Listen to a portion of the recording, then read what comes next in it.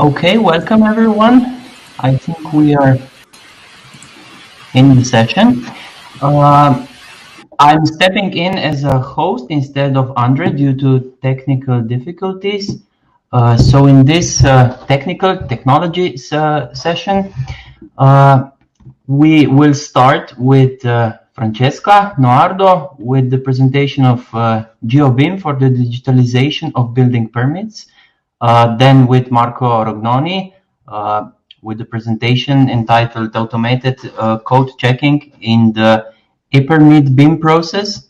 And then Matteo Mandrile with the presentation BIM as a multi-scale facilitator for built environment analysis. Then IJsbrand van Stralen, development of a new ecosystem for automatic code checking based on BIM bots technology. And ending with Franco Coin, Open BIM and DBP, the state-of-the-art and future projects. So quite some presentations.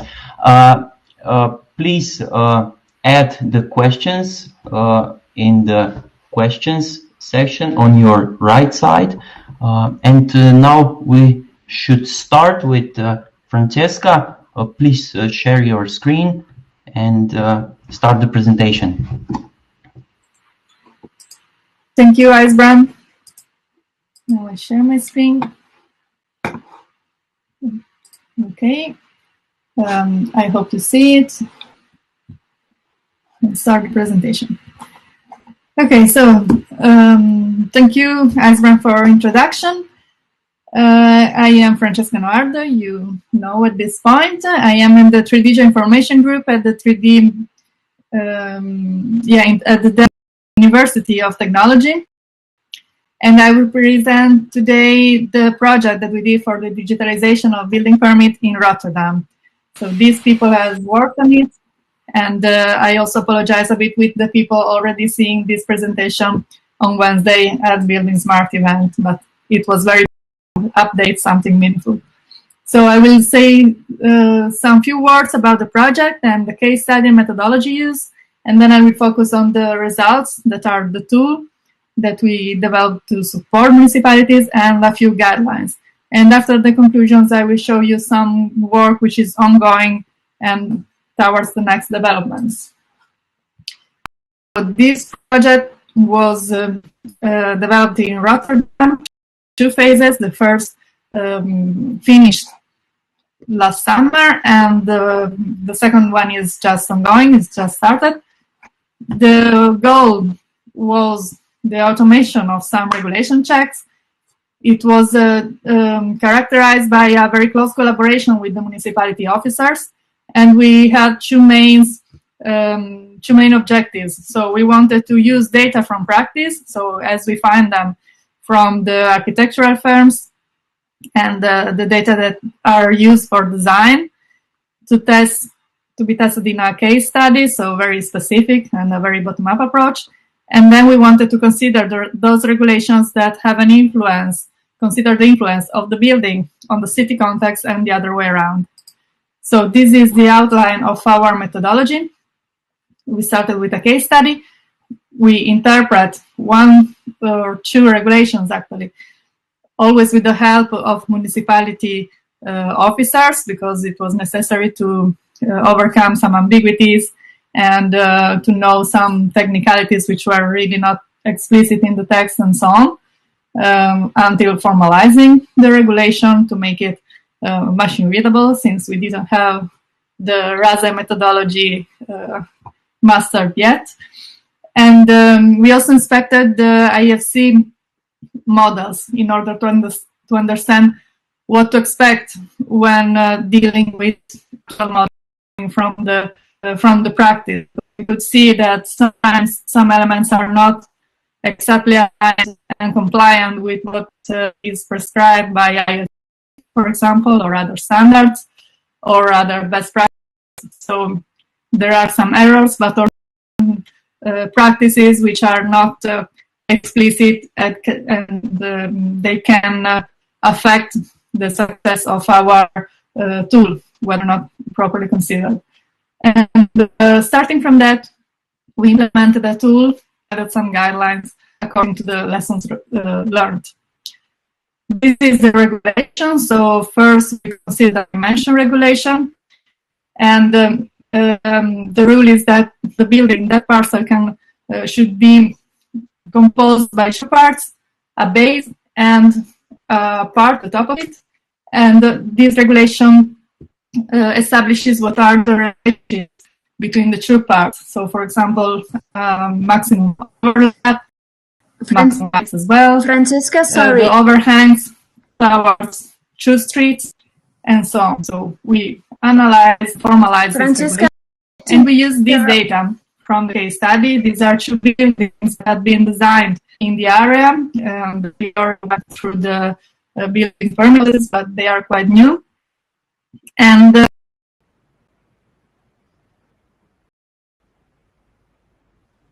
Francesca, it's really hard to hear you. Maybe it would be nice if interrupted. Yeah, maybe we can try to switch off our cameras. Yes, I will. I will switch off. Sorry. Let me see if it's better. Let me know. Okay.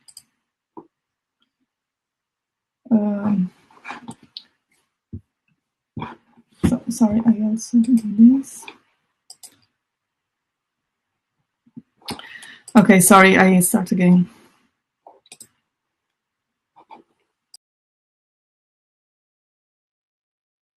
Okay, can you see it? Can you see it now? Yes, we can see it, yes. Okay, perfect. So we use this data.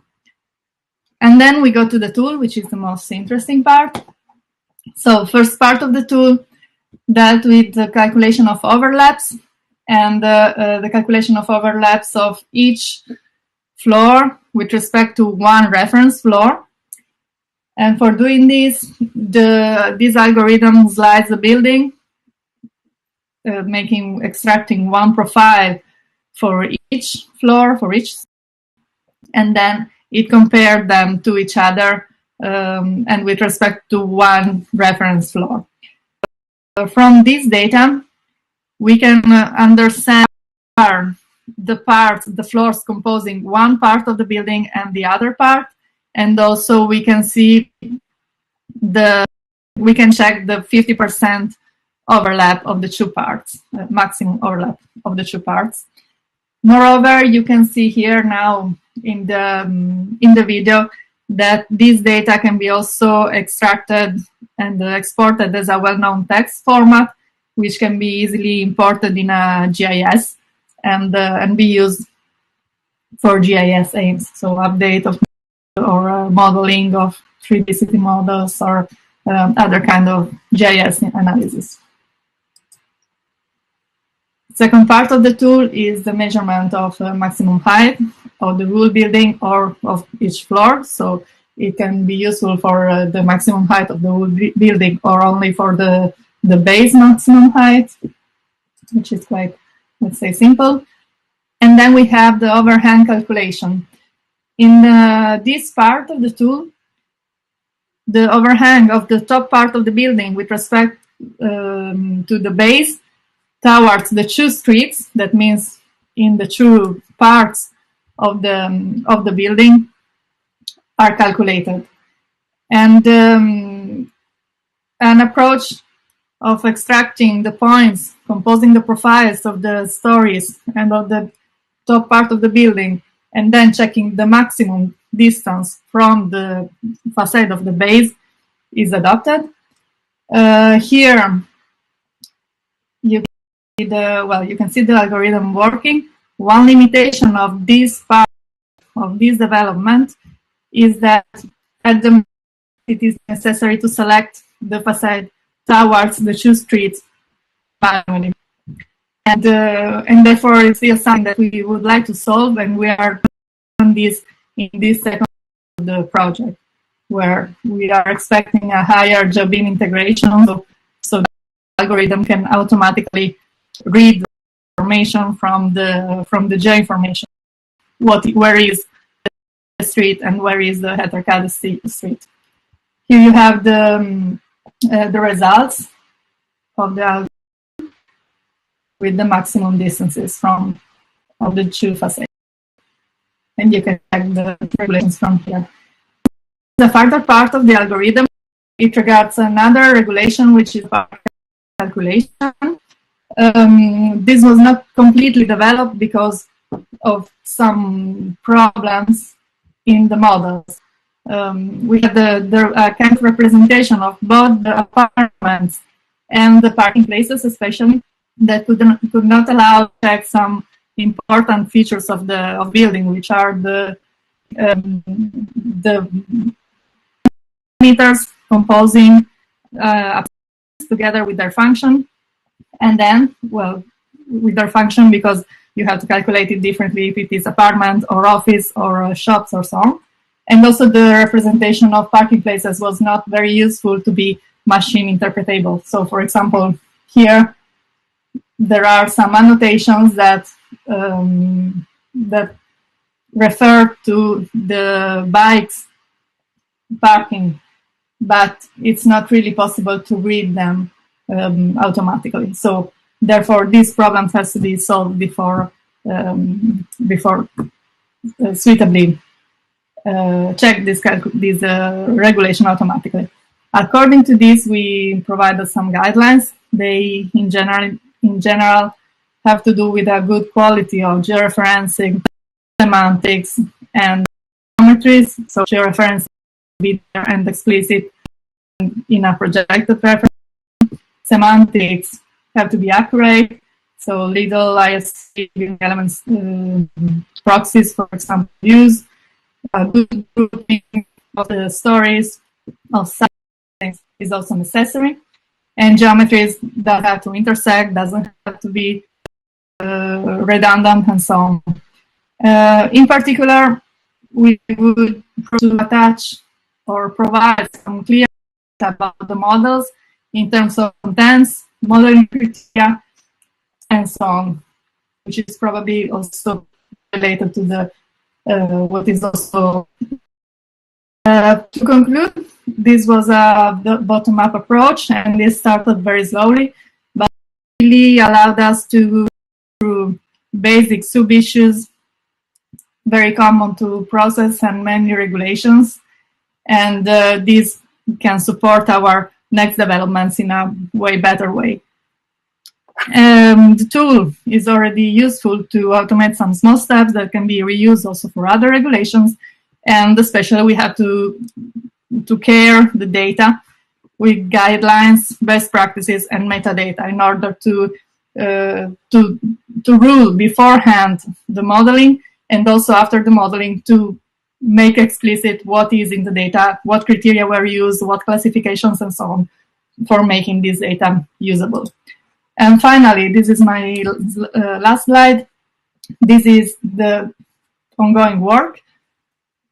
So we are developing a web-based interface for the tool, first of all, and this is what is currently able to do. And it is based on this architecture that is in the picture. Besides this, we are improving the GeoBeam integration, so the integration of the geoinformation within the tool. So, for example, for overhangs, the algorithm will extract automatically the direction towards the two streets, but also the reference height for measuring the maximum height that should be the street, although at the moment it's considering the entrance, and so on. And that's all for my presentation. Thank you very much for your attention. Okay, thank you for your interesting presentation. So as far as I can see in the questions section, there are no questions from the audience, and no questions are also posted from the YouTube. So please, from the audience, if anyone has questions, please type in. Maybe I have a question. Did you make a list of all local regulations that could be checked with data analysis of the models? Not yet. We started from something very specific and kind of simple, even if some very apparently straightforward issues can be found. So, for example, where is the facade lines? How can we extract the facade from in the generalized envelope from a very detailed building such as the beam is? So where should we consider the balconies, all the molders of the facade and so on? So we started very specific for this reason. And we just had a quick look at others that can be reusing these algorithms, but not yet in a thorough way, let's say. Okay, thank you. Maybe another question. How do you georeference the models, GIS to BIM coordinates or vice versa? So to have a common coordinate system, do you need to consider exact projections? Let's say for buildings greater than 50 or 100 meters, or do you just perform translation and rotation operations? Yeah, for the moment we only have buildings, so they are the small category, and therefore let's say that translation and rotation can more or less be sufficient. However, we point out the need for a projected system, so not just the kind of georeferencing that can be stored in an IFC site, for example, in WGIS 84, but something more detailed, more accurate. And we also proposed a method to calculate these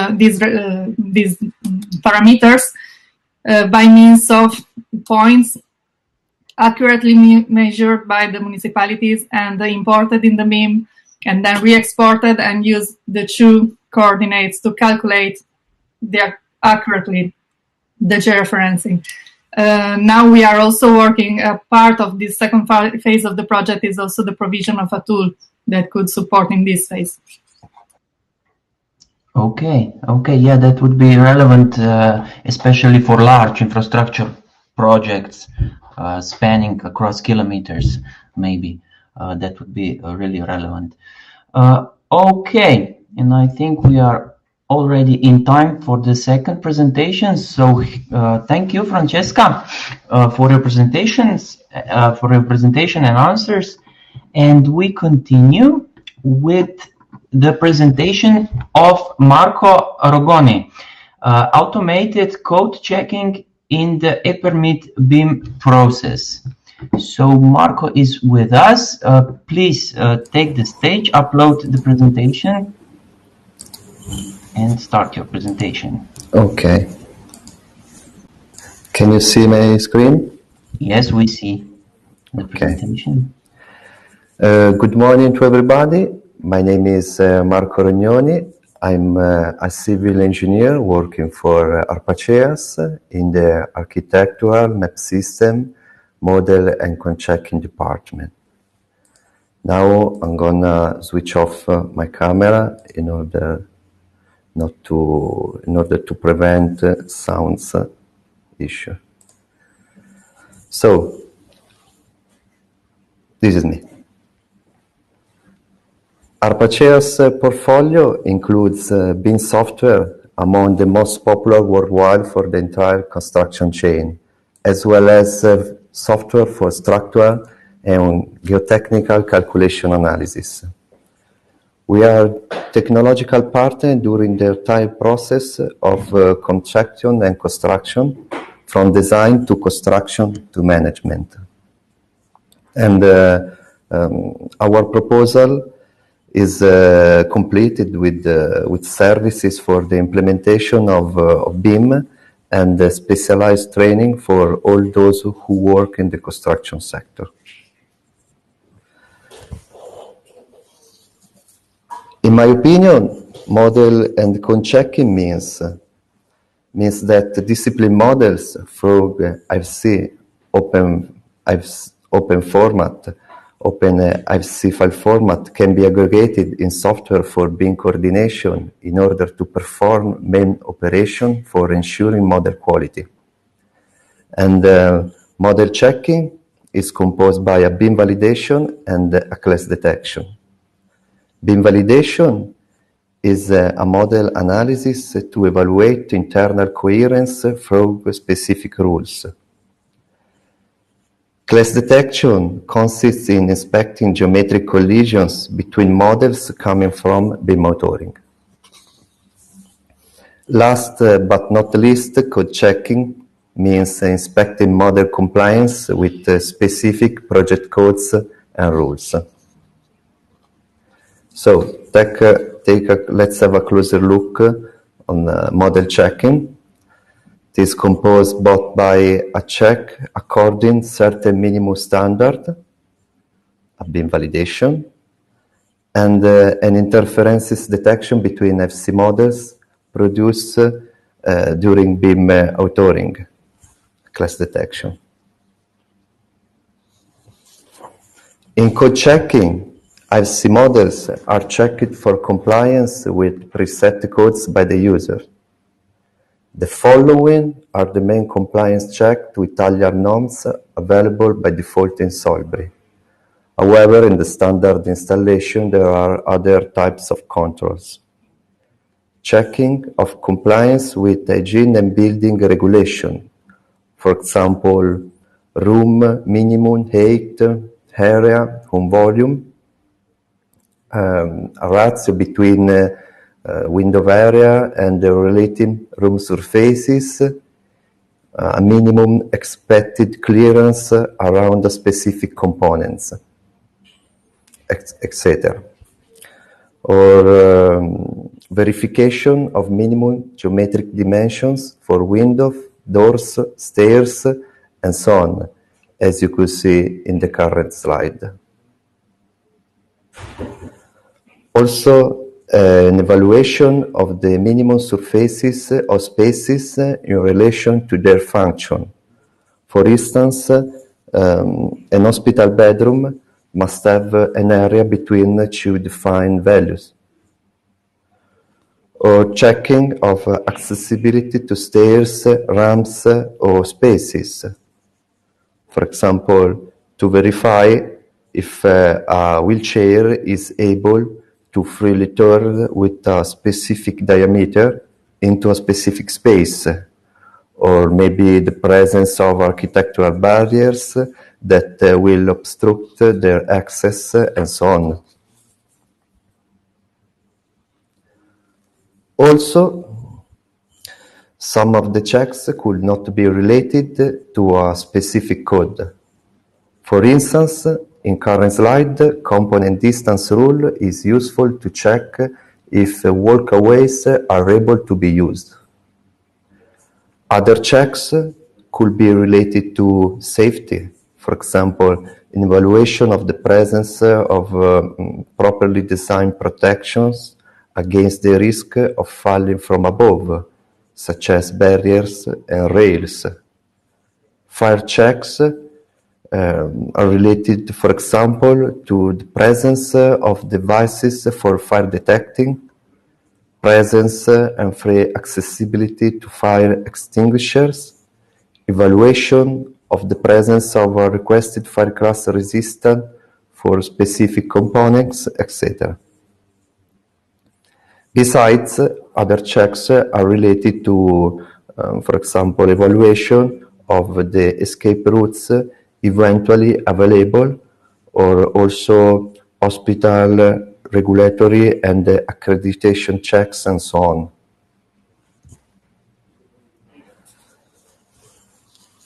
The following is the standard workflow in Solibri.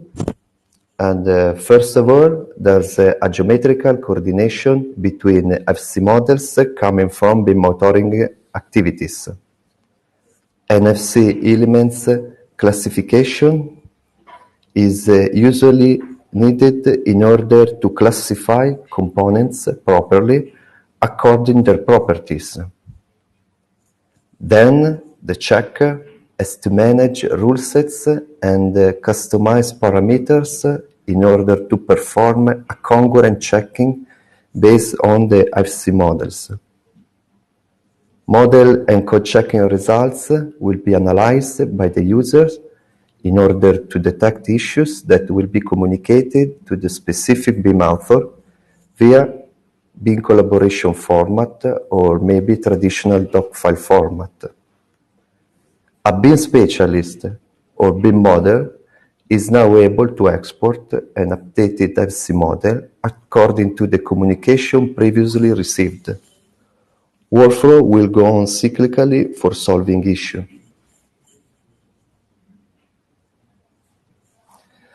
A software solution like Solibri is definitely essential for an authorization process like the e-permit is. It can be assumed that the public administration provides a portal where all designers can upload the BIM models in order to obtain an approval to their authorization request for a project. At this stage, the IFC format ensures the fairness of the procedures and therefore guarantees the concept of open BIM with all the undisputed and already known benefits related to the interoperability through open file formats. After the needed check, the portal will automatically respond to the professional with a pre-acceptance of the case, delivering it via mail, attacking the reports of the problems and criticalities revealed. This supposed automatic workflow has been fully tested and its feasibility has been demonstrated.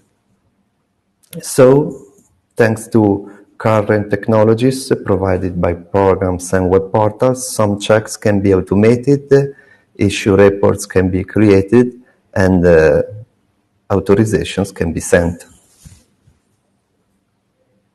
So, let's focus on the issue communication via report. And once the checks have been carried out, any issues in the model will be automatically grouped into a presentation.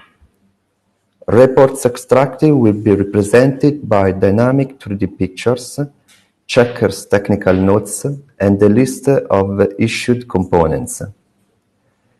They will be used to communicate problems to specific designers in order to request their correction thanks to their modeling software used to create and to export the IFC model for checking.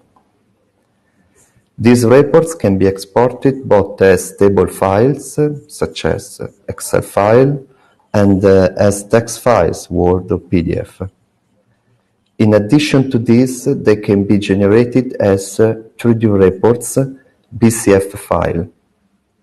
This kind of format is the acronym of the definition BIM collaboration format, and inside the BIM modeling software, it allows to read the technical notes relating to the issue, to visualize directly the problem in 3D by way of an automatic link to the specific situation, to automatically focus on the elements that have created the reported problem. BIM collaboration format is necessary to quickly and definitely communicate and localize issues between professionals of several disciplines working together in the BIM process. The SMC format, the Solibri format, can be viewed through the free viewer Solibri Anywhere, which also allows you to access to the rules applied for checking, having a preview of the reference values used in the contour. Okay, now I've prepared a short video for you.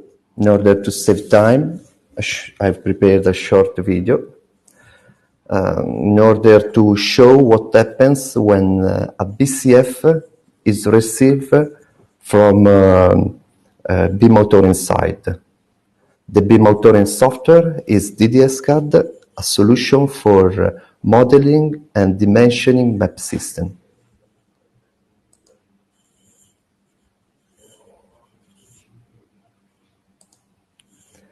If the BIM authoring software solution supports BIM collaboration format standard, it is also able to import the file shared by a checker or also by other designers. To do this and to manage this kind of file, a BCF manager is needed. A dialog window lists all the shared issue, and simply by clicking onto the individual visualization, the DSCAD automatically zooms to the right position in the model, giving you a clear view of the issue. Once you have solved the issue in BIM authoring software, you can update the BCF with a new screenshot, and you can report it back to the checker, for example, or to another designer, it's up to you. You are also able to update some info related to the topic issue and to add the technical notes to share. And now it's time to practice.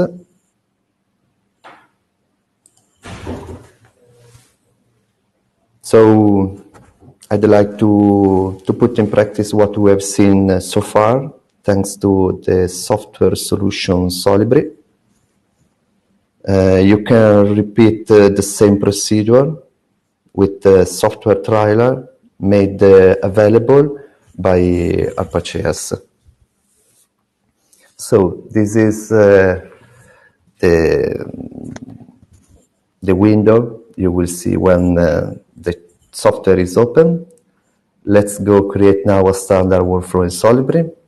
And after having imported IFC models for each specific discipline, we can create some folder and organize IFC models in specific categories. So, for example, we are able to select by keeping pressed the control button, and then, thanks to our right mouse click, we are able to create a specific map categories, for example.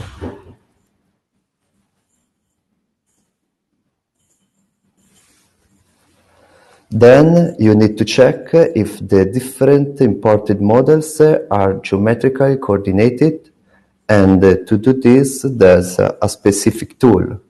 So we are able to right mouse click, for example, on the architectural IFC models, and let's have a closer look on the model locations, if all the IFC models are coordinated. If not, we are able to, for example, move or rotate the models. Once this is verified, it is necessary to create a classification that will allow us to group several elements according to classification rules that are based on common attributes. So we are able to include specific classification in a predefined rules, or create a new one, or also having a look to a default existing one, for example, building elements. So we are able to include or exclude or simply ignore some components to define some classification rules in order to classify building elements, in this case, with respect to a specific attributes, type, the layer, or a specific piece set. So we will have classified components and unclassified components. We also could have a look to the exit classification. So doors with a specific attributes has been classified with exit door. These rules will be useful in verifying escape routes, for example. So there's also a final outcomes the classification. We are able to select a specific component, and let's have a look to its specific attributes.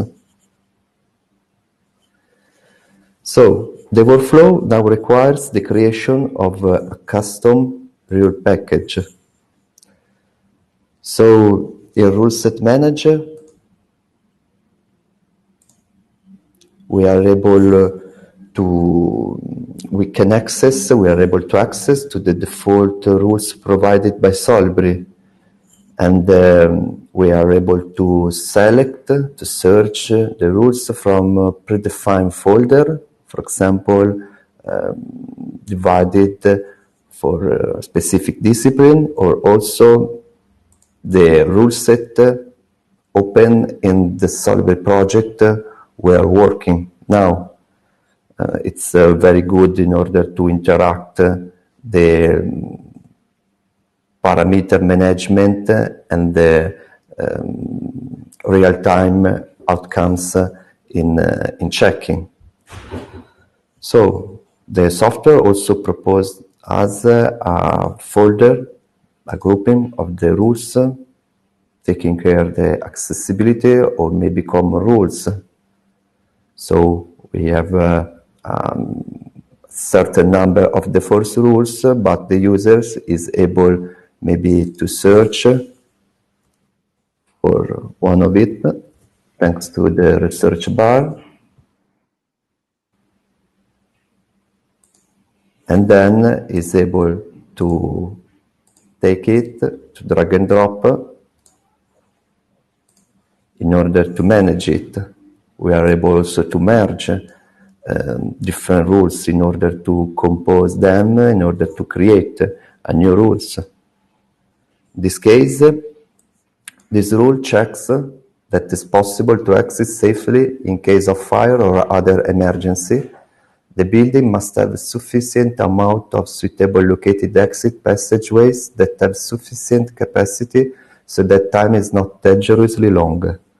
We are able to edit it, so we can create folder, subfolder to edit this text in order to set a specific to make it according to a specific standards or rule, for example. Here I can use a specific classification, for example, the space usage, in order to choose which space check, or maybe I can work with this symbol, the star, so I will consider all the spaces in this classification. So we have to set general requirements such as travel distance, area and the occupant, the exit count, and the start point. So some parameters may depend on national norms and standards. It's also possible to take into account the routing method, the stir length, the shared loop length multiplier. Maybe we have shared paths between multiple people during the escape, or the sense of opening doors. Obviously, we could consider it only if it has been defined in beam authoring. In addition, only some possible exit will be considered depending on the classification made. And for the choice of escape routes, the software can take into account some priorities regarding fire zones and vertical access. And finally, escape routes has to meet certain geometric requirements. After customizing the rules according our needs, you can launch the checking activity. So we come back to the checking. We are able to check the model. We are also able maybe to disable some rules in order to focus our check on specific rules, and we are then able to select a specific checking results. So we have to check it if we have changed something, maybe in the parameters. The checking results are not synchronized anymore. After having selected a specific rules, here are the checking results.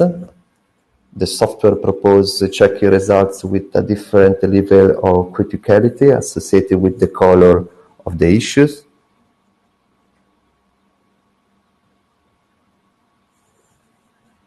The user can highlight a single problem, focus on the issue, choose if accepting or not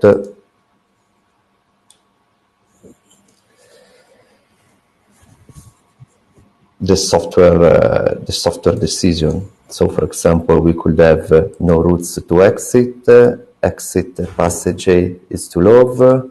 Here we have a categorization of the problems and maybe an explanation. And we are able to focus on the specific problem. So there could be several kinds of problems depending on the specific situation. Exit path too long, lack of emergency exit, it's not possible to define an escape route, it has not been defined the opening sense parameter, and so on. So it's definitely important to create a slide in order to taking care of these problems. Now I simply create a very quickly slide for each kind of problems.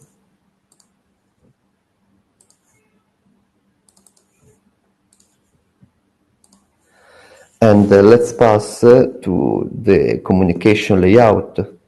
So let's create a presentation in Solibri from the slides created by the user from the analysis of the checking results. So new presentation, thanks to from checking results.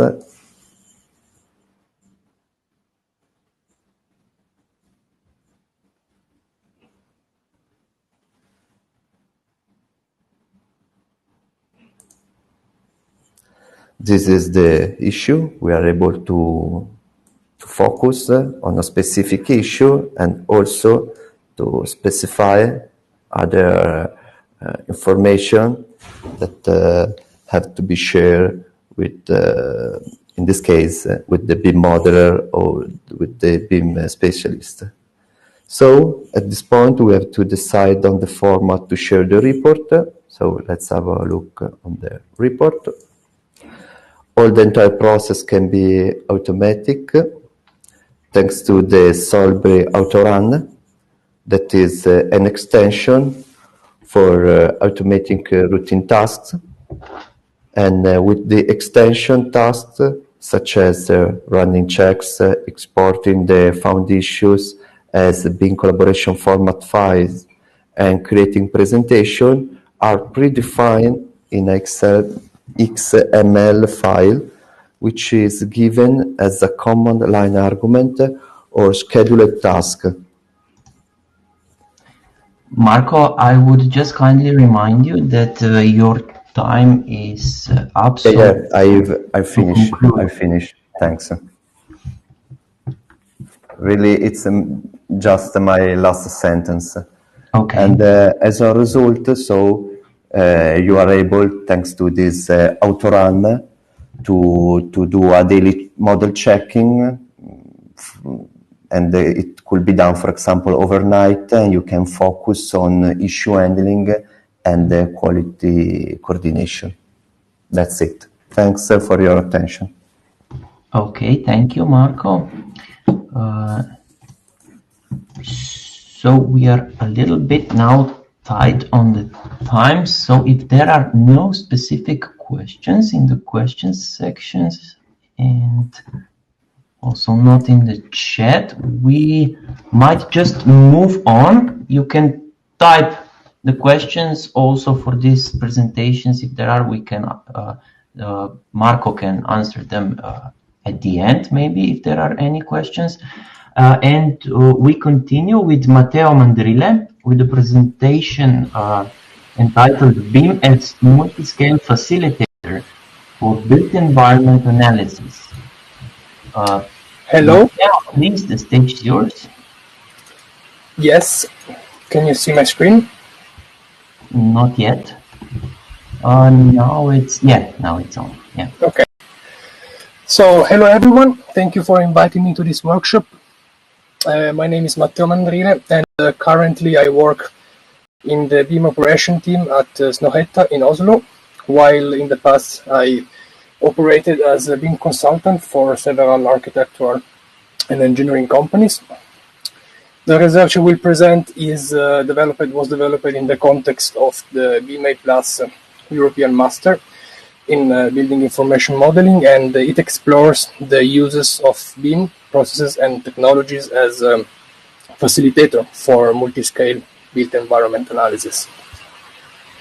The study examines the use of digital data to better understand the relationship between building and cities, and addressing issues related to interoperabilities of processes and tools in the exchange of information among different spatial scales. The goal are to facilitate multi-scale data exchange by leveraging BIM tools and processes, and through data integration strategies. And this will discuss criticalities and obstacles along the path. The methodology adopts both a literature review and a case study in collaboration with the Slovenian architecture firm Enota.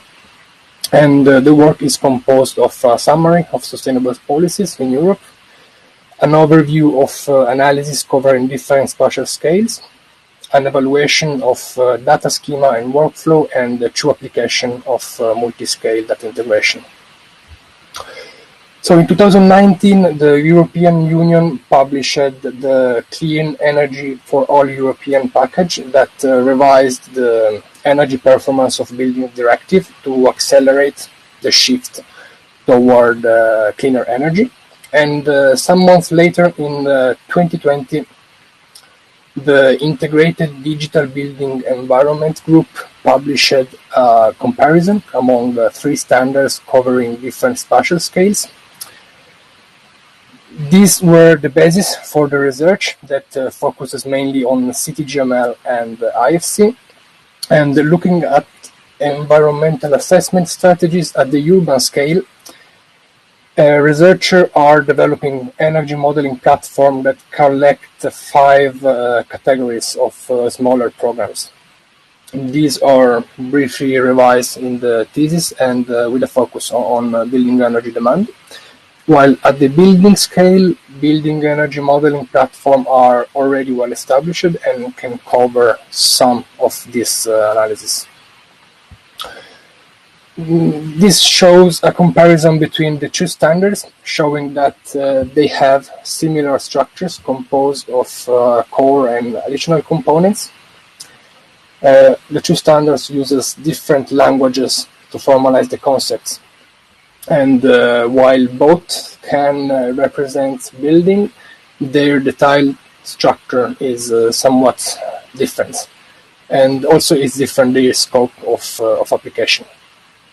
And for energy analysis specifically, CityGML captures domain-specific information with the energy application domain extension.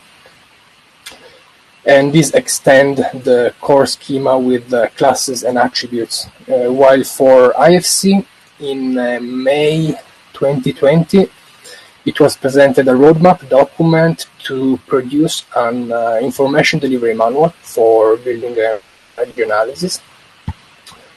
And researchers have proposed a framework called city information modeling to integrate GIS and BIM.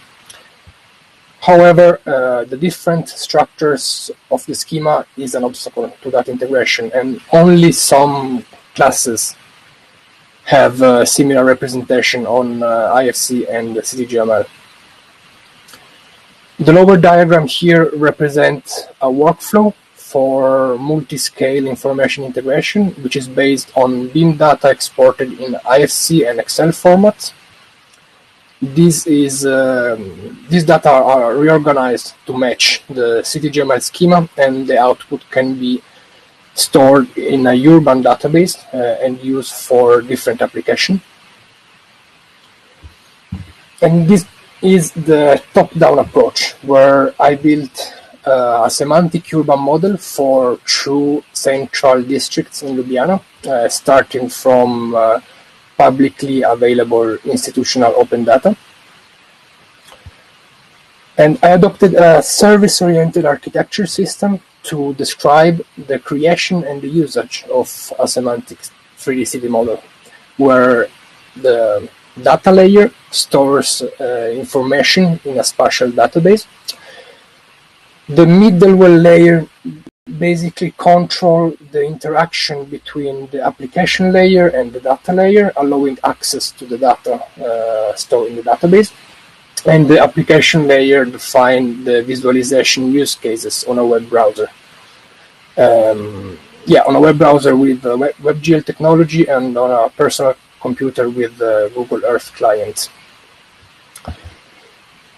The process comprises 2 main steps, which are the modeling of the geometric features and the enrichment of the model with attributes. And here, GIS shapefile and leader data are combined with an open source algorithm called 3DFire, which is developed at TU Delft. This takes the 2D GIS dataset and makes them 3-dimensional with the support of point cloud. And after the 3D reconstruction, we can import the model into the database and enrich it with building attributes. And once in the database, we can, of course, query, manage the data, and export the data for the intended application. These are the results of the process, and we can see the attributes that are being stored in the model for each building. The upper images are visualization of the model in the Google Earth client, and in the lower left here, there is a view of the model in a web browser that uses the WebMap client. And the WebMap client is a web-based front end for the database, which allows the interactive access, exploration, and queries of the urban model. Of course, it is possible to enrich the CityGML model for energy analysis using the energy ADE classes and attributes, and these properties are organized in the modules such as building physics and occupant behavior, for instance. However, for this particular case, the data was either not available or it was distributed in PDF format, as the case for the building energy performance certification. And since PDF is not really machine readable as XML, for instance, it was not really timely feasible to enrich the model with the energy data. However, some of this data, some of these attributes can use typical values from the Tabula project, which is a European effort at developing national building typologies according to their energy features, but these are only available for residential buildings. And this is the bottom-up data integration process. So the project involves the renovation and the extension of an historical hotel in Ljubljana, which is called the Hotel Bellevue. This is currently in abandoned condition, and it was built in 1909, and it was declared cultural heritage in 2007. The building will be partly demolished and reconstructed with a new addition designed by the architects at Enota, and they will adopt energy-saving principles, heat conservation technologies, and passive design strategies. The bottom-up approach involves several information exchanges between building information modeling and building energy modeling, and between IFC and CityGML. These comprise three main steps, which is the enrichment of the BIM model with the requirements for building the energy model, and then the energy demand assessment to evaluate building energy loads, and ultimately the data integration to enrich the CityGML database with the information from the IFC. The analysis considered only the building energy demand that are related to the architectural features, and it requires to define several thermal blocks, operation profile, and material properties. But unfortunately, the tools used for this process only export the analysis on PDF also, and Excel files, not in IFC. However, these results are related only to baseline buildings, and the baseline building is used as a reference to evaluate further sustainable strategies. Therefore, the value here at this stage of the project cannot be considered much reliable. The process to extract, transform, and load information between data schemas is called ETL, and it was applied using FME, which is a tool for data integration to extract and reorganize data using different schemas. And of course, the workflow accounts for the different interpretation of level of definition or level of information need between CityGML and IFC. And basically at LOD1 and LOD2, both require similar steps to perform the translation, but it is really at the LOD4, CityGML LOD4 conversion here that matching the features between the two data schema models really reveals the differences in the configuration of the two data schemas, and it appears how the IFC schema is more elaborate, is more intricate than CityGML. The overall process exported with some inconsistencies features of the building, and this probably because the modeling process in the BIM authoring tool adopted strategies to account for demolition and reconstruction to derive precise bill of quantities. The whole process can be considered successful, in my opinion, for basic geometry and attributes, but it is needed more research for to focus on the ability to handle domain-specific information such as energy assessments. And to conclude, that integration can facilitate software interoperability, but of course only if stakeholders share common definitions. And the whole process needs to be standardized, defining roles and responsibilities. And of course, having an understanding of data schema is essential at this point to avoid information loss during this process. However, this workflow can be repeated and scaled, but more research here is needed to harmonize the data models and to uniform standards for environmental analysis. Public bodies, public administrations should release open energy data in machine-readable format to allow these processes. And this work could be applied in the process of the digital building permit, allowing practitioners to acquire 3D contextual data and the information about urban regulation from the 3D model, so 3D geometry and also a set of rules in XML formats.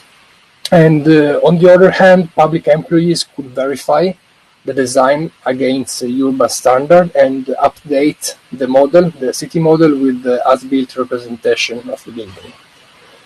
And yeah, another use case can be the development of a decision-making tools to assess new urban development or to verify the sustainability of urban energy policies. And yeah, this is it.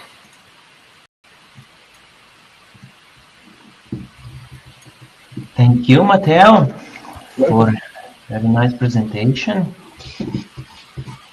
Again, I see there are no questions. Please, I encourage the audience to post some questions for the discussion. Maybe if I ask you, you used the 3D software. Yeah.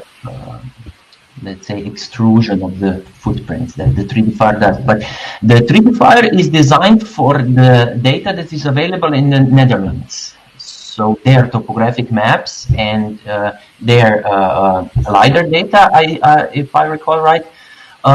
Did you have to make any modifications to use 3D with Slovenian data? Yes. Yes, of course, because public available Slovenian data conforms to Slovenian standards.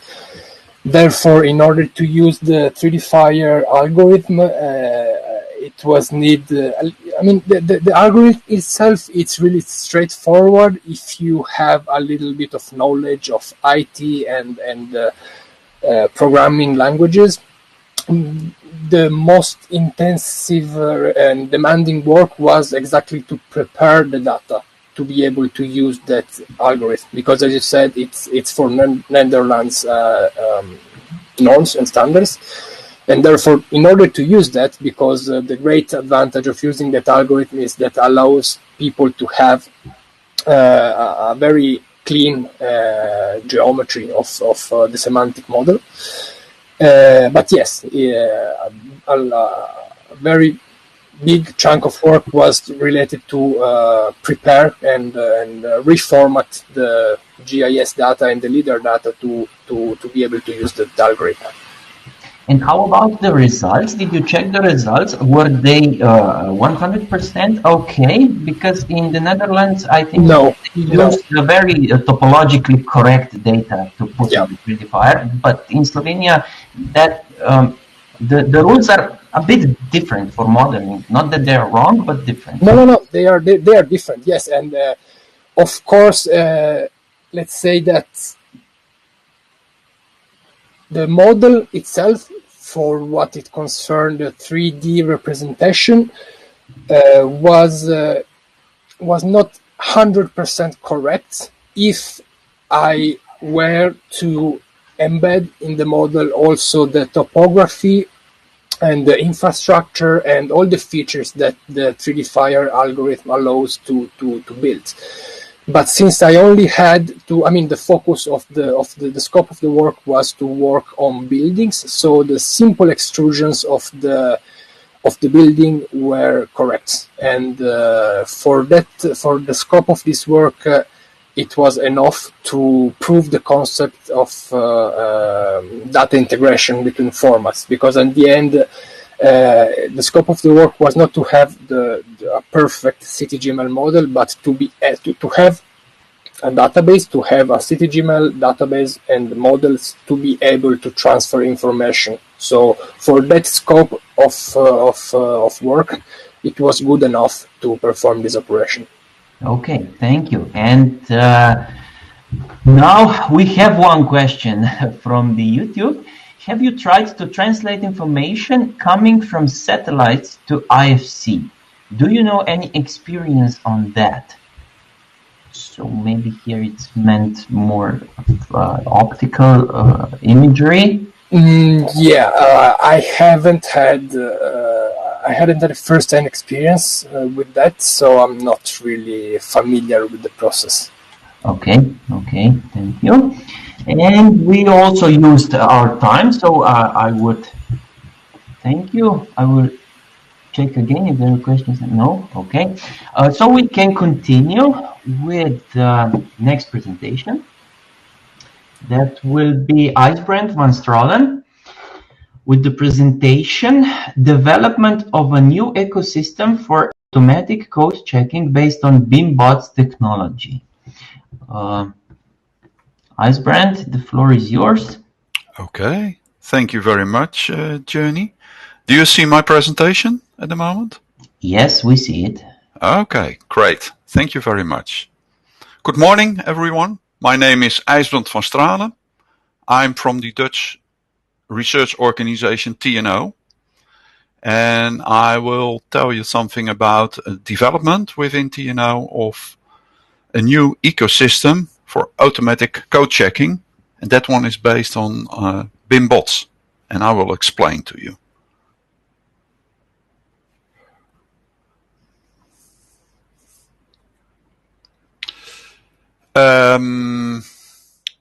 I will tell you something what's already done about the current process of BIM checking and what we think how to go to a fully automatic code checking with BIM models.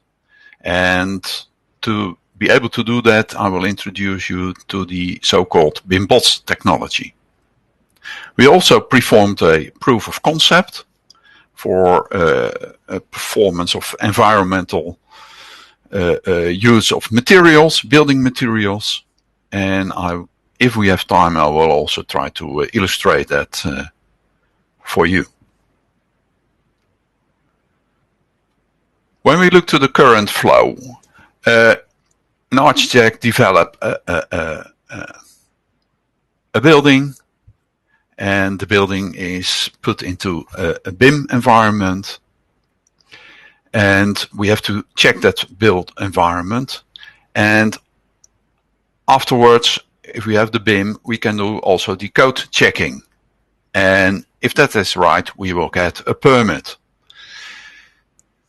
The BIM model we have to check with use of a code delivery specification, for example, and to check the code, we have some additional software packages where we can use that, and based on that we can get a permit. But if we do that in the current way, we see that in practice you also had to add data to your model by hand, and that has to be done to a detailed guidelines and requirements how to do that. Then you can manually check in a checking tool if the data is realistic and valid in that way. And then you can check it very fast if it fulfills the requirements according to the building code. And we see also during those last 2 days that you can do that for a couple of requirements, and mostly these are geometric requirements. But we are also looking forward for more complicated requirements, like more complicated for fire safety or for structural safety. If you use the current situation, we also see that not all of those checks will succeed and will give you the right answer, because there are a number of exceptions you will find. And in principle, we see that we're going through a process of digitalization. So first it started. We try to digitalize our processes, and we see that we are now around the rule-based checking. That is possible. But we want to go to a more algorithm-based checking, where we also make use of artificial intelligence. And in fact, that means that we need more sophisticated software and knowledge within the software to go into this direction and to get a fully automatic code checking and a complete code checking. And what we have in mind not is one package, but we say, no, we have to develop an ecosystem with robots within the cloud. And we name those robots bots. And they can act on their own. And for example, here you have the designer or the checker, and he has a BIM model. He can load that one. And then you have the orchestrator bot who is doing the job actually for you as a checker. And he has the BIM model, and you can decide to perform a check for fire safety. And automatically this checker is connected with the model, and it is seen that you have to make an interpretation of the model by another bot. For example, this one. And that bot make also use of databases or some way to interpret a thing, like a evacuation route along a chair. So that is possible. And then it generates and it ends up with a checking and then get the results back here to the checker. And that will be done all automatic. The advantage is that you can have some bots with generic options, which can be used for various numbers of checks. And it also has the advantage, in our view, that there's not one software builder who has to build this, but every bot can be built by another software builder. And in fact, this is the concept that we say, okay, you have individual bots to check. And for example, here we have done a demonstration bot for Singapore to demonstrate. We also had developed a bot for limestones, for energy performance, and the one I will show you later on.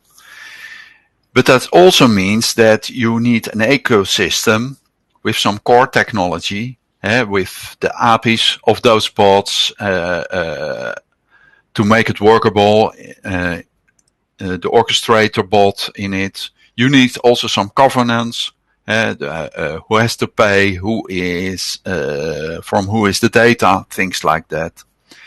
And in addition, you can have some additional bots with more generic options within. You have a viewer, of course you have a server for your IFC, you have some additional analytical tools and other options. So they work on their own, the bots. It is software, you can use it, but you can also, they can communicate with each other without interference of a checker. And in fact, you need a network there, and we as a research organization, we are building that one at the moment, and it should come on the market. So we have, as I already explained, a limestone calculator, a simulator for fire escape routes. We have done that work within European projects already, Elastic, BIM for Rent, Build to Spec. And we have performed a proof of concept for the environmental performance. That's a new requirement within the Dutch building regulations. It's related to material use and the impact on the environment of it. I think we are the first country who worldwide who have such a requirement within their building code. And we decided to do that fully automatic. And we did that with the support of the Ministry of Internal Affairs in the Netherlands. In principle, we see that the proof of concept is one of the articles of the building code, but we also have other articles, and we see that we also see options to have there a fully automatic code checking for.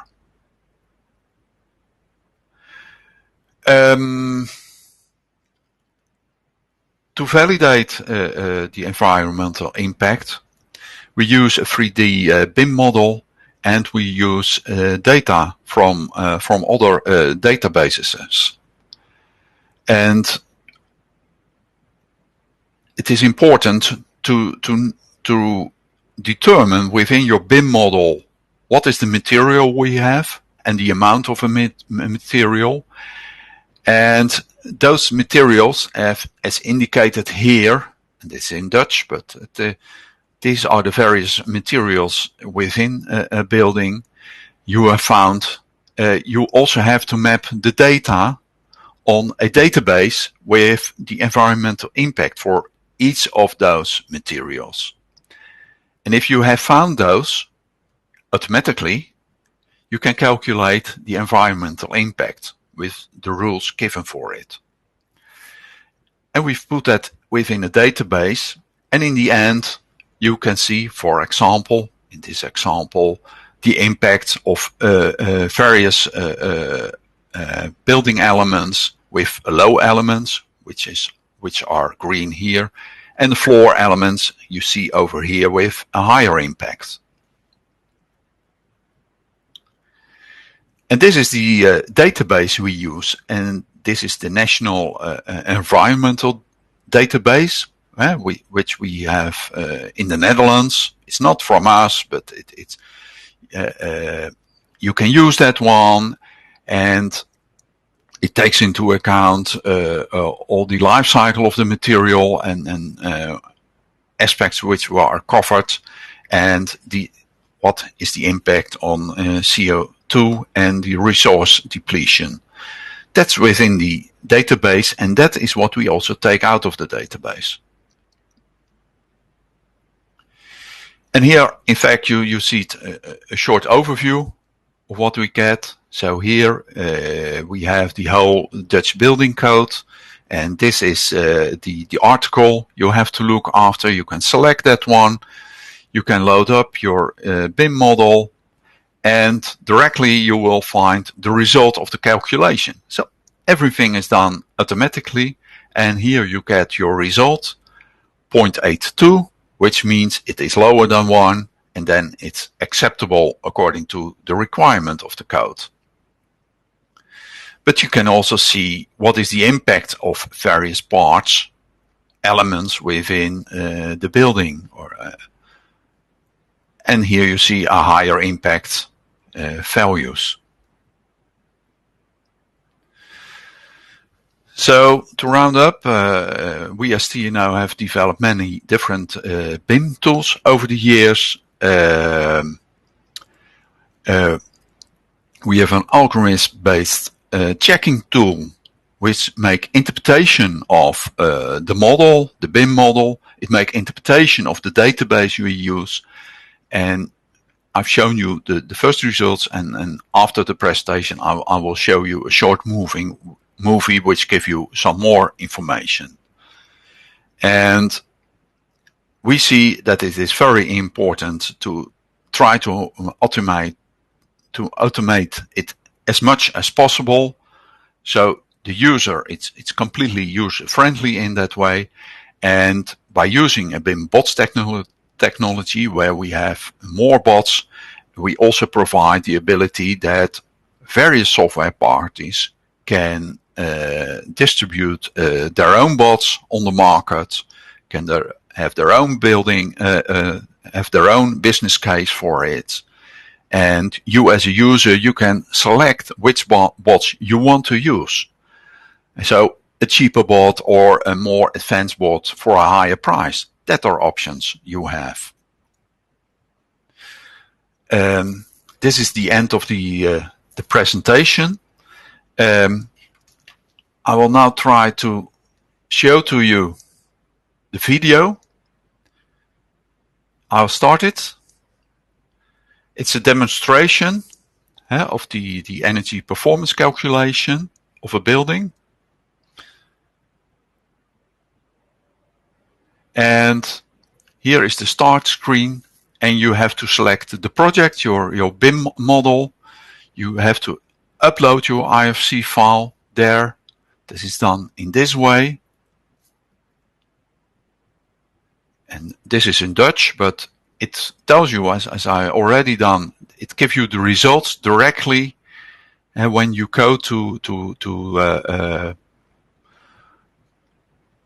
Article 5.2 of the Dutch Building Code. And here you see your building, and directly you see the number of the performance of the environmental impact. So that is 0.49, which is much lower than 1, which is the requirement at the moment, but that will go down to 0.8 or to 0.6 within the coming years. And that's what you see, and you can see your model, what's over there, that gives you the options. But you can also filter the result. And that's also very interesting. One, you can filter the low and higher impact of the material. So that is what you see. And in fact, what you also can see, we know that in National Environmental Database, we have mapped the elements found within your BIM model with the database. But it might be that it is not fully covered. And you can look after that, which parts are not fully covered. The material you are missing, and you can change that. And here you can go into the details. Here you see a part, material, an element which is okay, and that's mapped here with the database. But you can also take that one, so the PV cells here on top, and these are not mapped. That's what you see here. You had a red indication, and that one was not mapped. And you remember, we had the outcome of 0.49, and now you can map that manually by yourself and look after in the database what are options, and you can make your own selection there. And if you have selected that part of the database, we have in mind by doing machine learning that you learn also the bot that in this case he has to select what you have selected here.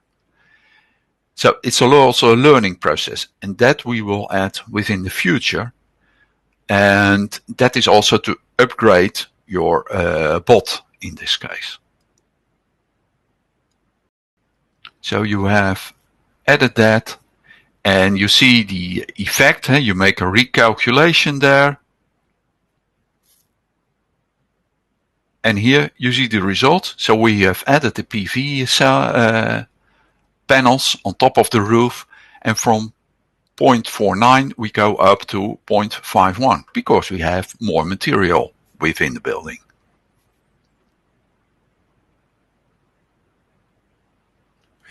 So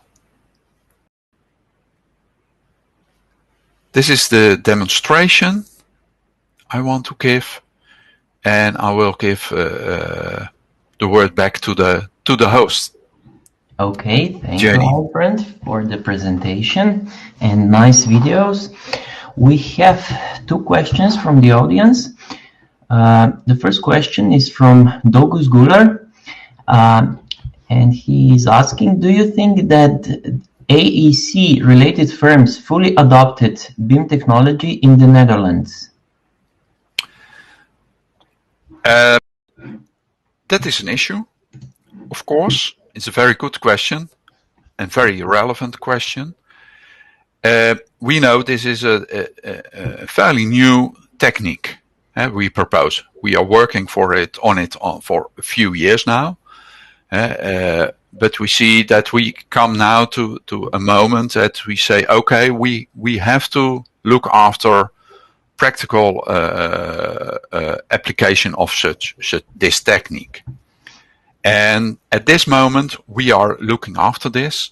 We do an investigation. What are the options? What are needs within the Dutch market for automatic code checking? Do companies want to use those techniques? So constructors, designers, but also local authorities and code checkers. Do they want to use that? What are the costs? What are the profits by using this? Because it will become much simpler. But also we think in the Netherlands that the quality we will get from the design will also improve. So what is the profit there? And then you see also, if you want to develop this, what are the costs? And which companies, software houses, are willing to invest on that? And we are looking after that business case. And if we see that there are options, we say, okay, then we want to make next steps with also commercial software houses in the Netherlands. So we will start in the Netherlands. And afterwards, when we say, okay, it works, then we will look within Europe or worldwide. What are the options? Okay, thank you. And another question is from Francesco Nardo. What are the data from other databases that you integrate, and how do you make such integration? Yeah, that's a question. Of course, we have now looked after one database in the Netherlands, and you see the database was in principle well defined. You already see that you have to make the interpretation of the database, of course, but it is one database. But we are also looking after the option of looking after more or a diversity of databases. When you can imagine when you have a supplier of building materials and building products, they will have their own database with all the performance of their building products. And in fact, you also want to be able to read that one. So the supplier is able to manage its own database instead that has to be done by another organization, which also has to be paid for it. So we will look after options. What are the options for it? Okay, and these questions maybe we can also now pose for all panelists. If we have full automated code checking and there is a major building failure because of an error, who would be liable, the software vendor or the user? That's a tricky question. I do not know. I'm not active within that field. Yeah. Of course, that is important. But on the other way, when you use it as to check who is using it, in principle, we are looking after the checker, not the designer. That's the first one. On the other hand, we also see that this technique has also advantages for architects, for example, because what you already see with the example we've shown here, you can identify the elements with a high impact on the environment. You can make a decision, if I select another type of material there, what is the effect? So that will be of interest for the architect. But who is responsible for what? Yeah, that's always difficult, but that's also difficult for other software packages, of course. Yeah. But I do not know the details for it. Okay, so we are now exactly on time to start with the last presentation in this session from Franco Coin. It's entitled Open Beam and DBP, the state of the art and future projects. Franco, please. Okay, can you hear me? Okay, and see the presentation. Okay, last but not last, Open Beam and digital building permitting, the state of the art and the future projects.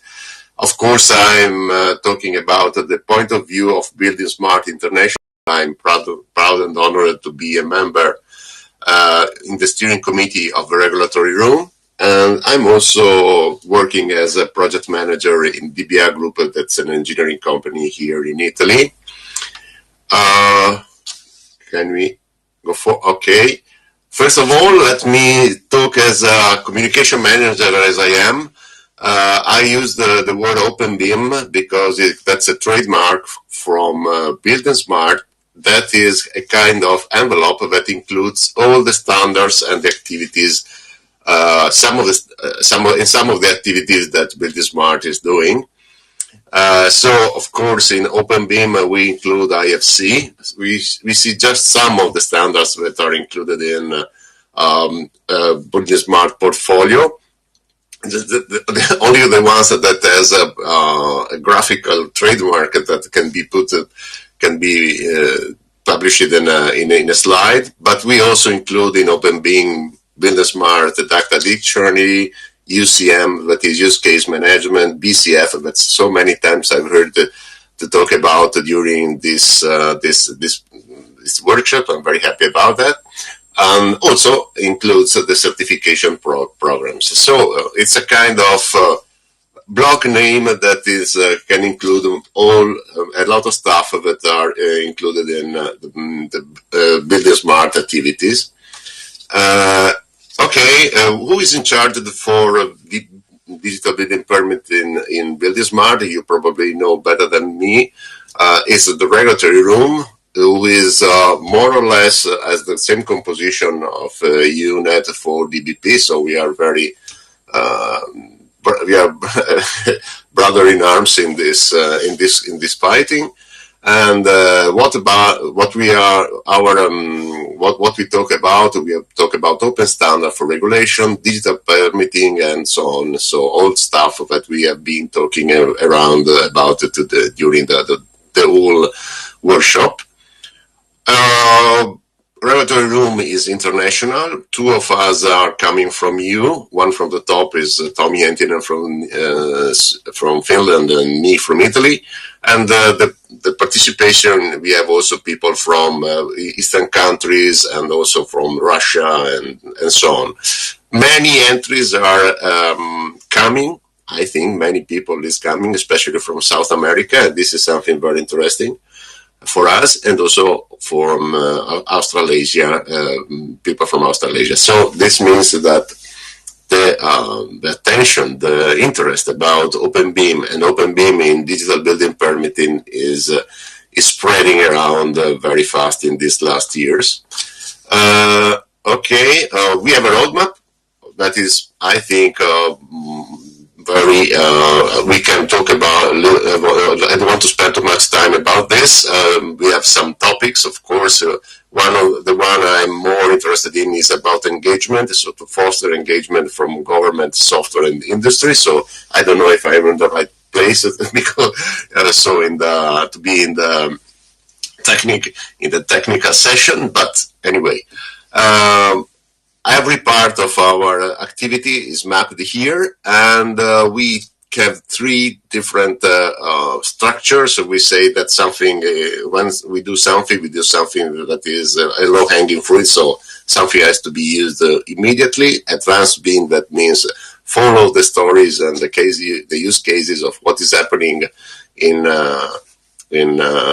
the world in the advanced part of the use of BIM. And what I've seen in this workshop actually is everything has to be included in advanced BIM, and also something like the very last presentation is you can consider part of long-term ambitions, because of course that is very interesting for us.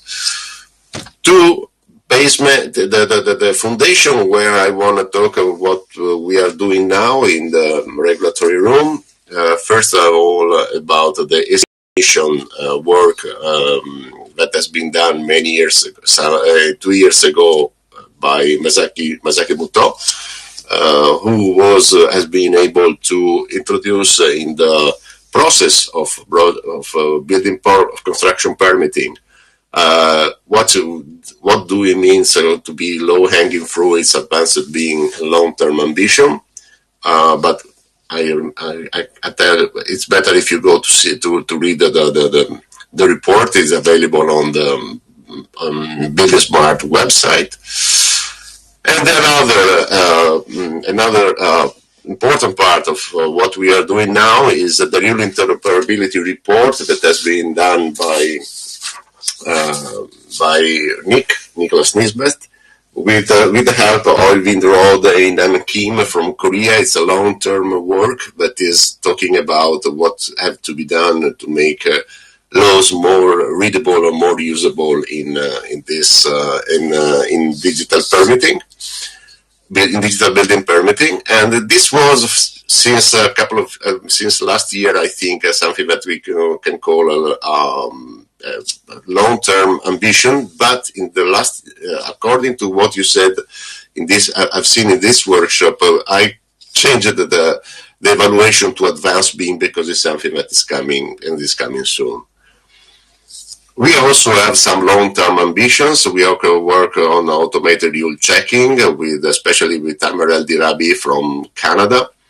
The idea, it's maybe a crazy idea, I don't know, but it's something we are discussing a lot, is what about if we consider all the open BIM data in the world like a single repository of big data, and we will be able to work on that with artificial intelligence tools.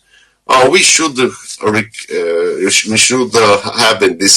obtain in this way BIM-based ARC that could help us not to write the rules for digital permitting, but at least help us and highlight us where the issues are and what can be to make this process get better.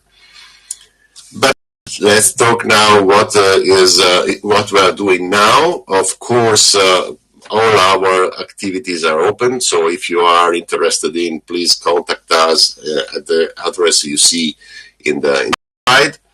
And I will talk about the Regulation Information Requirement Project already, and awareness survey that I did during last year.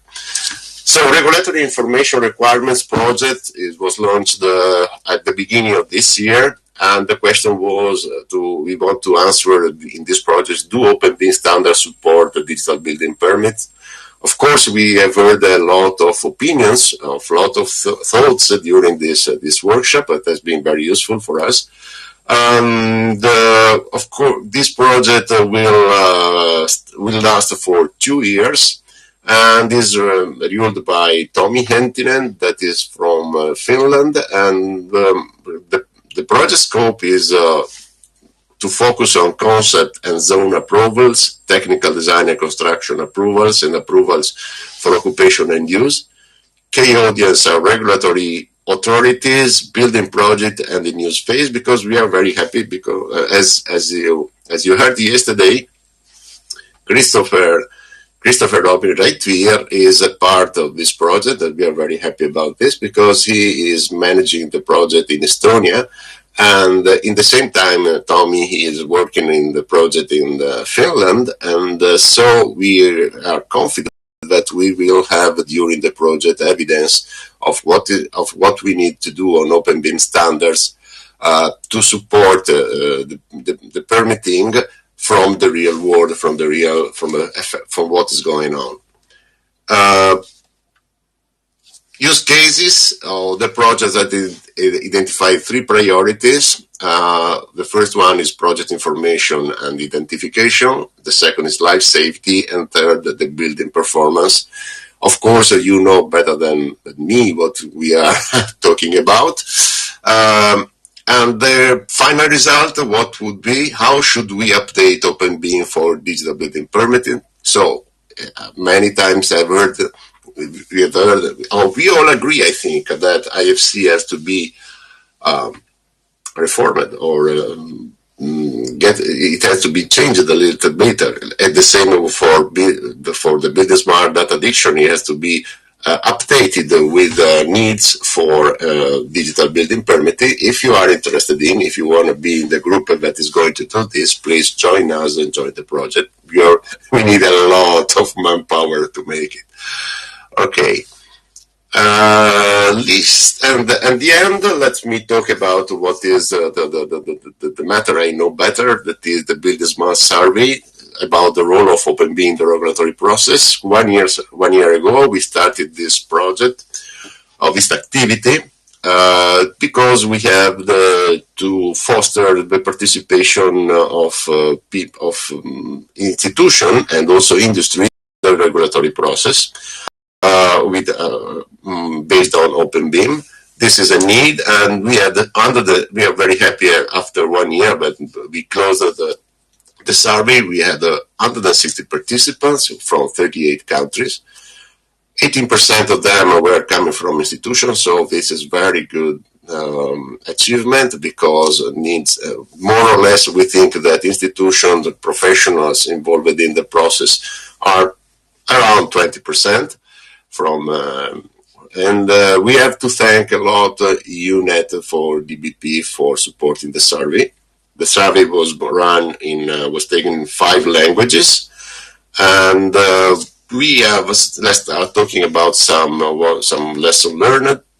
Of course, the most interested professional that was involved, most important people, most interested persons were coming from engineering and architecture, from the AEC group, and construction too, as you can see from this graph.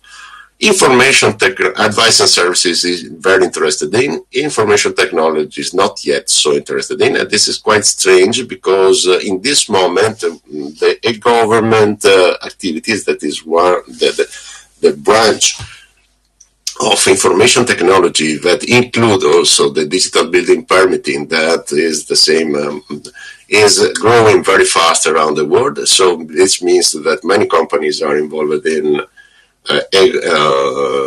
tech technologies, but not so many are still thinking about using OpenBeam in the regulatory. Of course, the industries that are less close, that are not so close to the permitting, like real estate and maintenance management or products manufacturing, are not so involved in. Local institutions are a little bit less involved than national and international institutions. And this is clear because, of course, when we start talking about international standards, it is easy to understand that probably national institutions are more interested in, are more involved in. 75% of our panels, in our panel, was involved in use of BIM in regulatory process.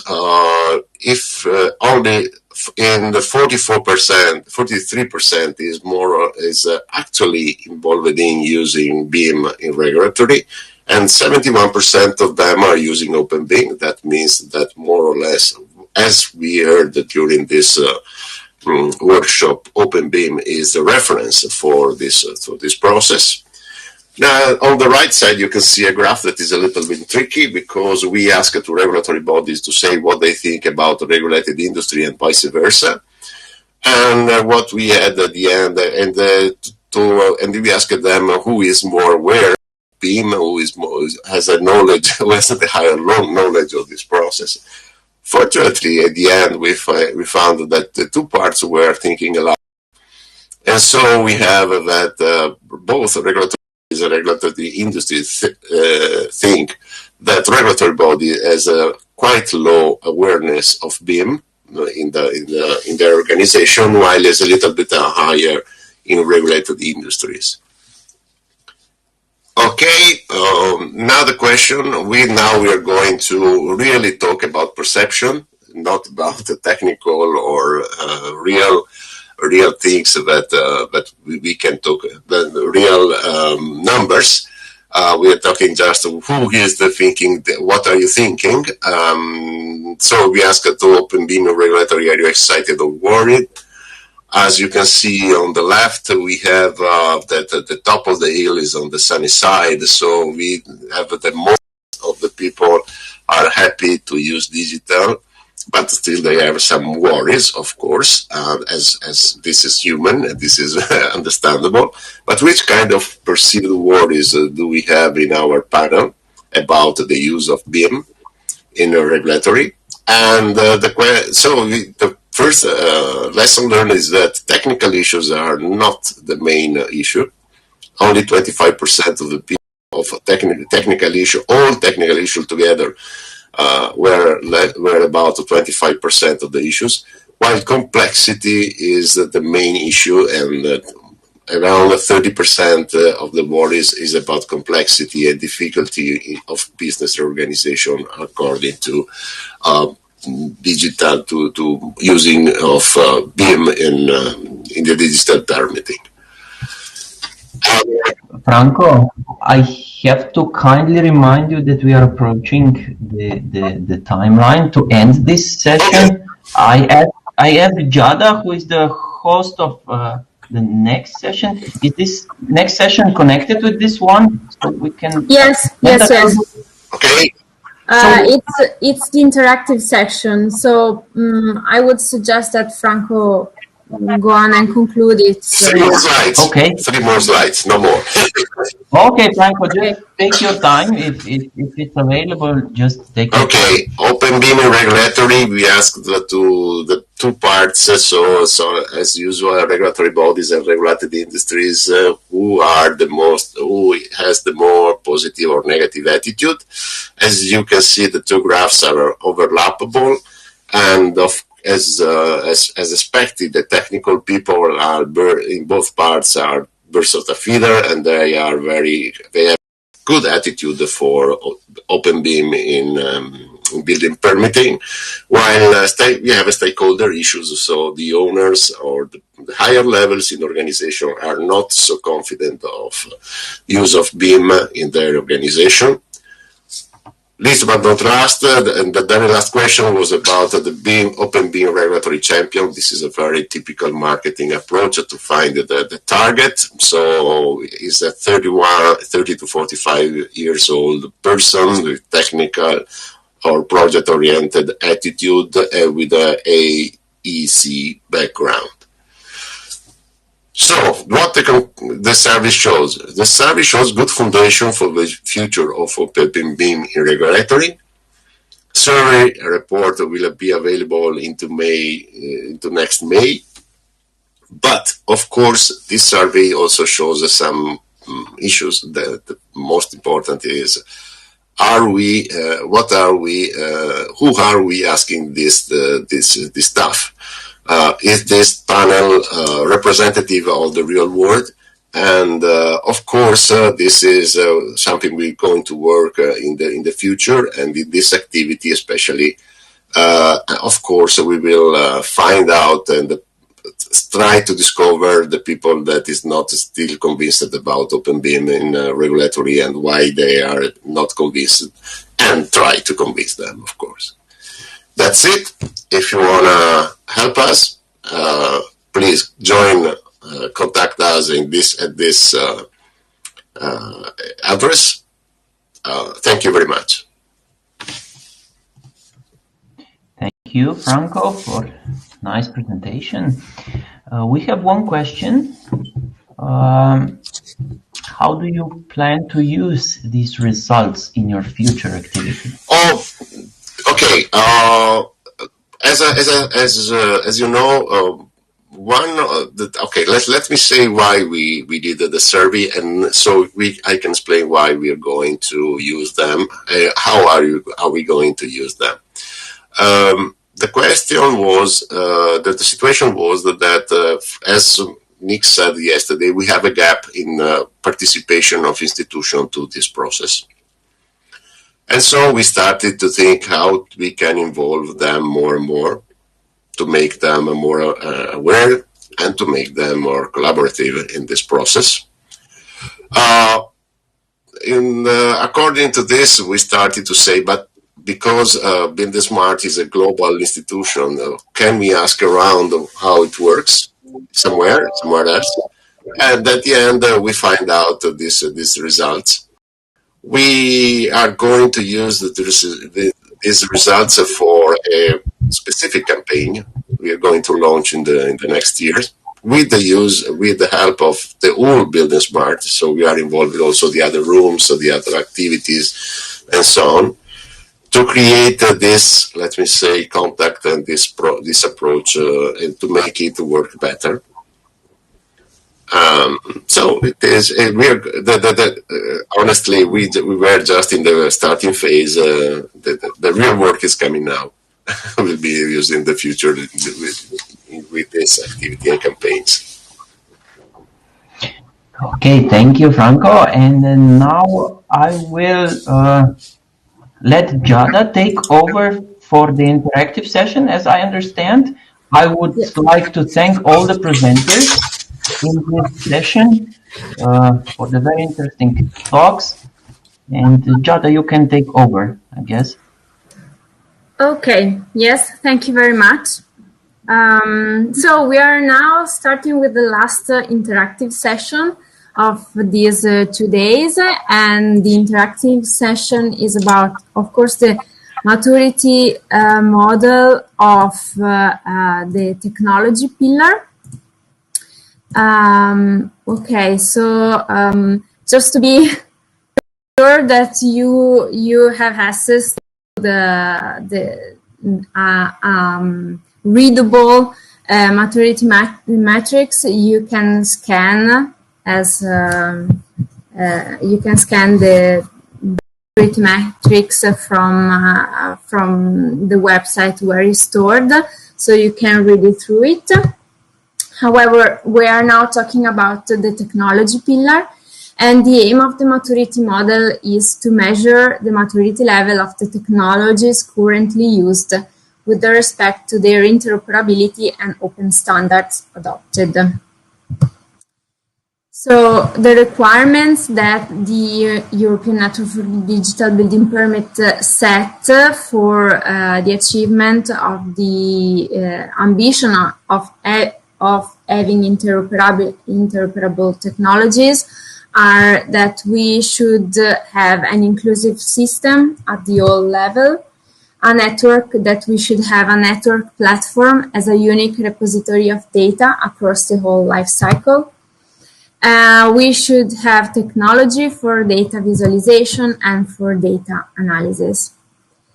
As you probably already know, we have 5 levels of maturity plus the pre-digital building permit process and technology. So the questions are the same as for the previous pillars. So we want to evaluate the relevance, the accuracy, and the clarity of this part of the model. I will show you the slides of the part of the model related with technology and using the Mentimeter app.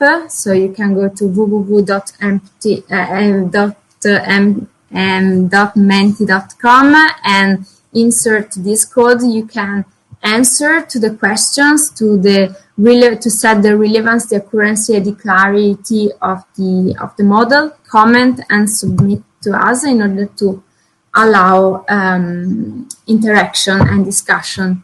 So this is the first question, and okay, and we have 3 minutes to give our feedback to this part of the model.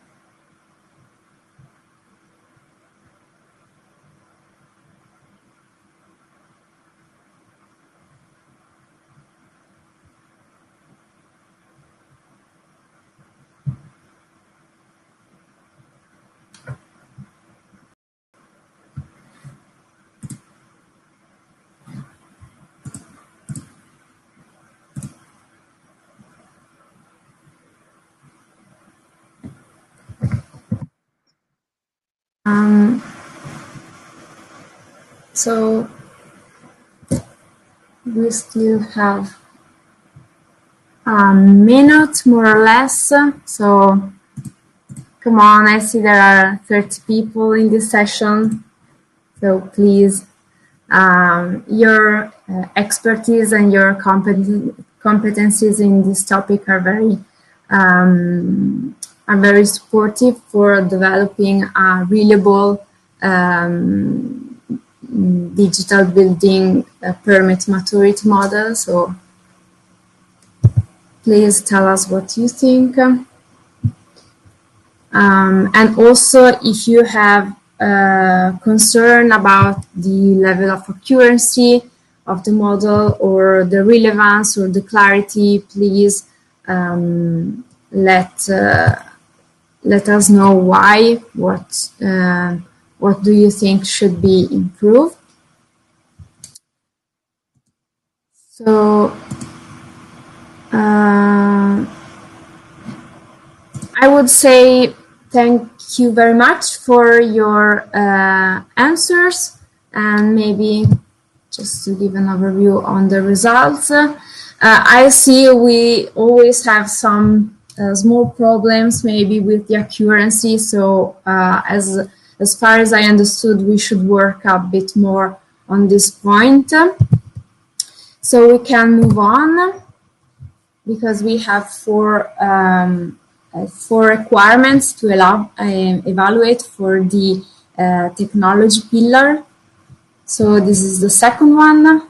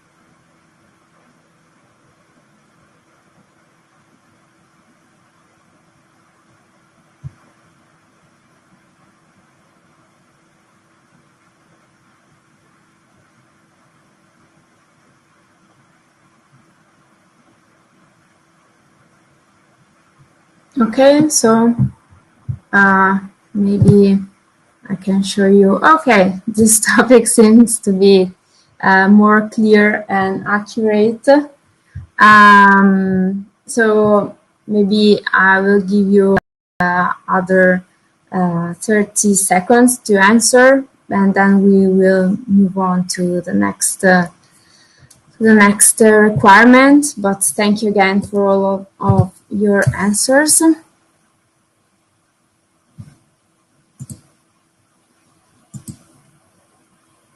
And I wanted also to add that also people who are following us, watching us via YouTube can, of course, participate in this activity. Okay, so these are the results. So thank you very much. This topic seems to be the clearest and most accurate till now. So thank you. And this is the third one. We have this technology for data visualization, and then the last one will be technology for data analysis.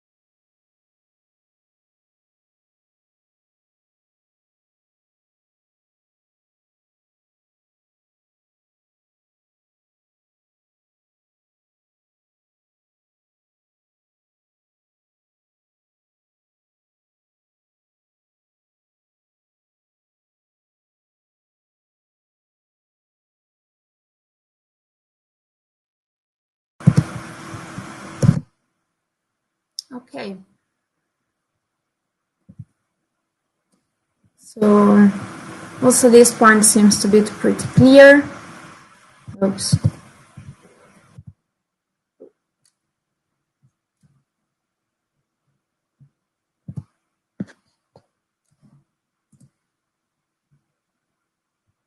So if someone wants to contribute, maybe we have a few more seconds. I see there are also comments and questions, so thank you very much for your comments that we will see in a few minutes together. Okay, so thank you very much. I think it's time to move to the last of the requirements. So technology for the data analysis.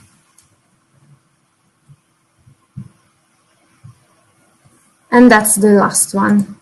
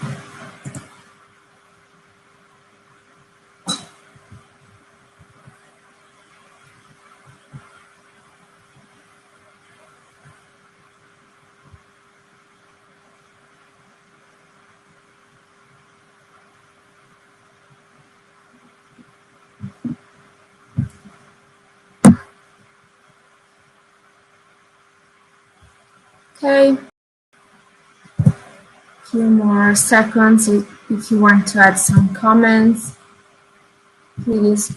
I would like to thank you again for participating in this activity. Okay, so let's see the results. Yeah, it seems that also this part, it seems that the technology pillar is more or less the most accurate and clear, but of course we can put some more effort in order to make it clearer and better in any way.